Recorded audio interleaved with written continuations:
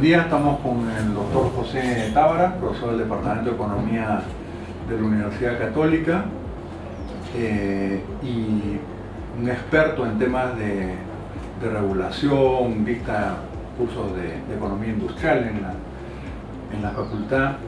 Y ha habido un debate importante en el país sobre los temas de concentración y competencia, ¿no? O sea, esto que ocurrió con las farmacias, que no solo ha sido en las farmacias, porque también hay interacción vertical con clínicas, en el sector privado, ha pasado en el sector hidrocarburos, o sea, en múltiples sectores, y el debate, según la Constitución o las normas actuales, es el monopolio puede estar, pero lo que se castiga es el abuso de posición de dominio, ¿no?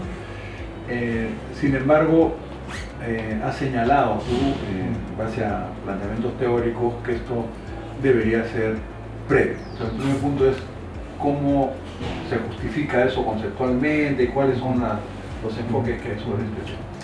Sí, bueno, podemos entrar a los argumentos económicos, pero por el lado jurídico, legal, hay un debate, efectivamente, porque la Constitución establece en su artículo 61, literalmente dice, ninguna ley ni concertación puede establecer ni autorizar monopolios. O sea, el Estado no puede crear un monopolio por ley, pero una concertación privada, es mi interpretación, tampoco puede crear un monopolio como producto de una fusión entre empresas. De ahí que eso está abierto.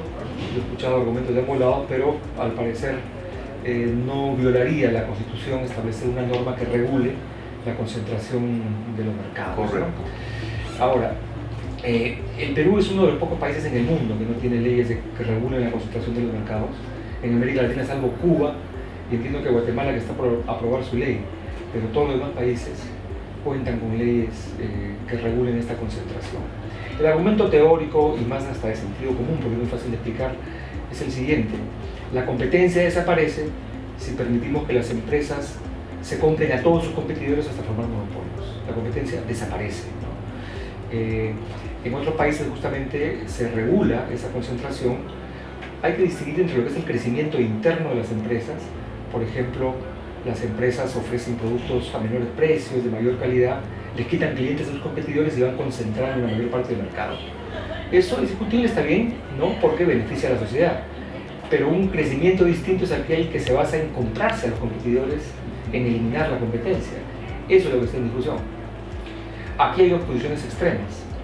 Una, que nadie defiende en realidad, es que hay que regular la concentración de la bodega, elevarlo. Todo hay que regularlo. Ese es un extremo, ¿no? Claro. En el otro extremo no hay que regular nada. Nada, aunque se formen monopolios. Ese extremo es el que está siendo discutido. Ese extremo, esa posición extremista, ha estado vigente y tiene vigencia en el Perú hasta ahora. Las empresas pueden formar monopolios sin límite alguno. El ejemplo que dio el profesor Elmer Cuba en el Congreso el otro día fue el siguiente. Supongamos que mañana viene Walmart, esta gran cadena de supermercados norteamericana, y se compra a Cencosud, que opera Metro, WOM, se compra a las empresas de Interbank, Plaza Vea, y todas las otras. Y se crea una sola gran cadena de supermercados. Ninguna ley lo impide. Se crea un monopolio en lo que es el retail, el segmento minorista. Obviamente eso provocaría pues un escándalo, ¿no? Ahora uno esperaría que exista cierta competencia, ¿no?, entre las dos, tres grandes cadenas que hay, ¿no? Lo que ha ocurrido en el caso de las farmacias es muy ilustrativo, porque muestra cómo la política contra los carteles no tiene ninguna eficacia si no se adopta una política que regule las concentraciones. La historia de las farmacias es la siguiente. Bueno, el siglo pasado no había cadenas de farmacias. Eran negocios independientes, familiares, de farmacéuticos. Incluso habían las farmacias de turno. Yo me acuerdo, claro, uno buscaba en el periódico farmacia de turno y se iban. Incluso tenían que estar distribuidas en todo el territorio, ¿no?, para que atiendan a toda la población.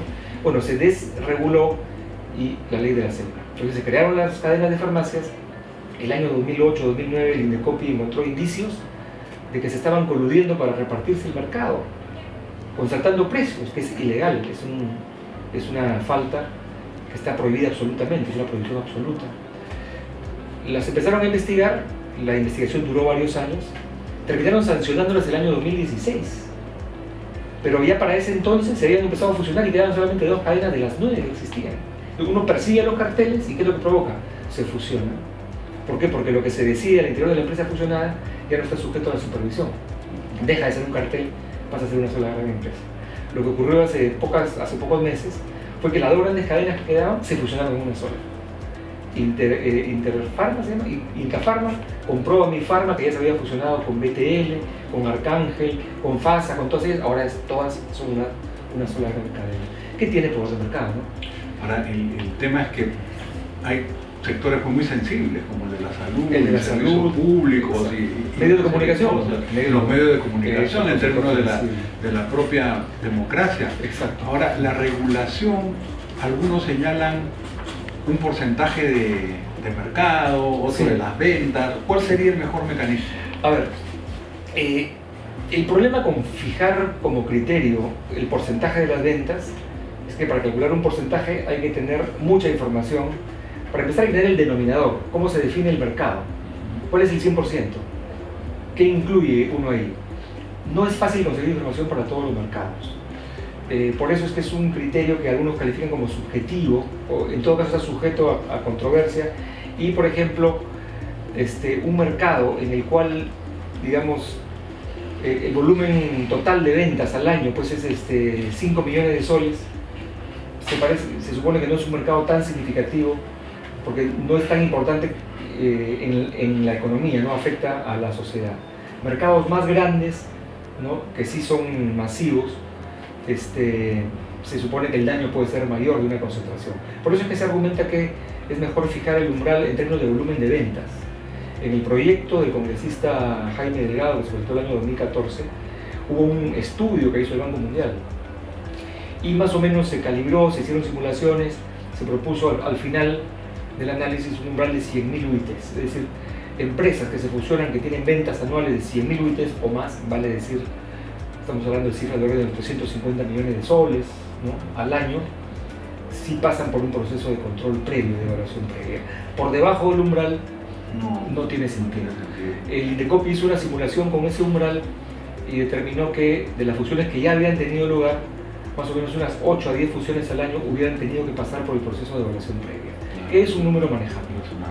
Ahora, el tema es que además de los prejuicios a los consumidores o los abusos que se puedan dar, también está el tema fiscal, porque sí, hay fusiones, en otros países tienen que pagar impuestos, acá se han hecho a veces impunemente, y en el Congreso hay varios proyectos, algunos que han retomado el de Jaime Delgado, otros del congresista del Castillo, van en la dirección correcta, que ¿se pueden fusionar en uno solo o hay mucha diferencia? A ver, yo estoy, digamos, bastante curtido en estos temas y tengo un sano escepticismo, porque yo ya he visto pasar como 3 o 4 proyectos que han sido archivados. Antes de Jaime Delgado, el congresista Alvarado, si mal no recuerdo, en la década pasada presentó un proyecto.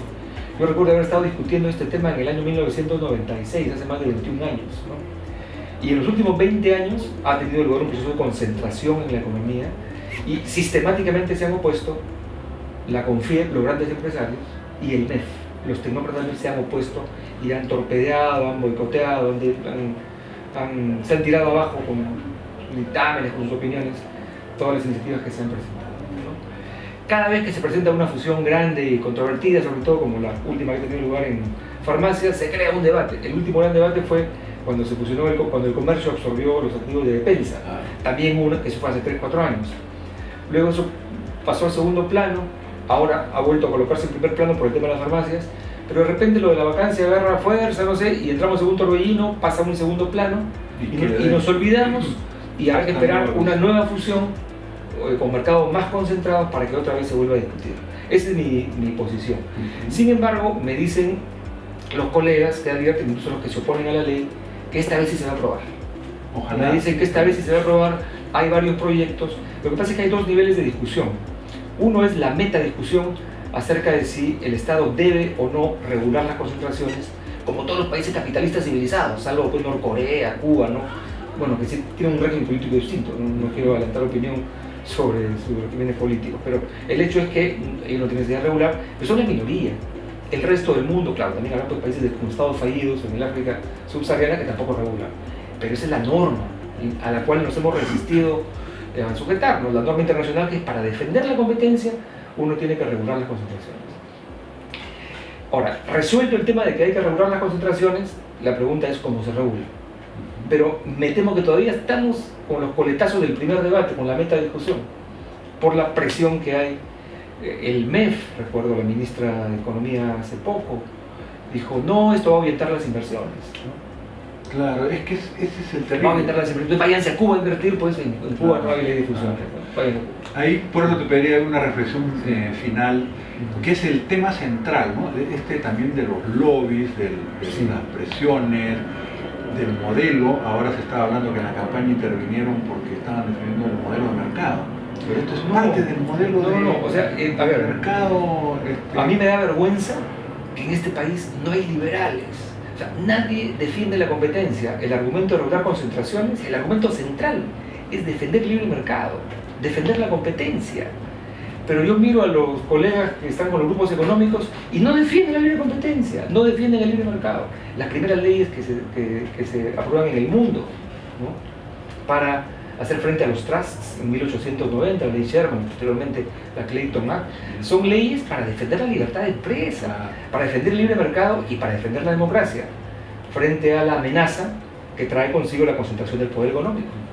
Porque cuando se concentra el poder económico demasiado, se amenaza la democracia se pervierte. Me dicen a veces se revierte, no, se pervierte la democracia, se debilita.